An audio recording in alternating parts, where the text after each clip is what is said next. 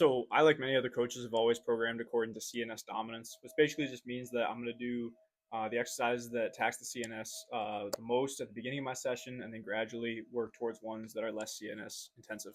An example of this would include I'm going to start with my heavy Olympic lifting variation, like a power clean. Then I'm going to move into my back squat. Then I'm going to bench press, and then I'm going to do some arms at the end for some accessory work. But I'm actually going to make the case against it today.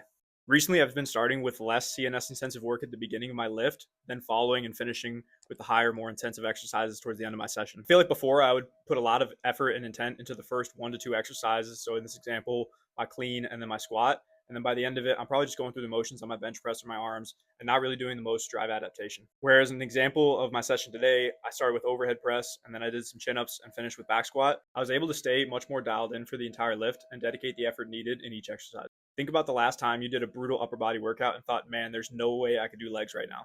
You probably haven't thought that too much. But now think about the last time you did an AMRAP set on a back squat or a deadlift and thought there's absolutely no way I can do any accessories or arms right now because I'm so bagged. So I think there's some value to the reverse CNS dominance exercise order. This would only apply to the weight room. I would still always start with sprints and jumps before the lift. Try it out and see for yourself.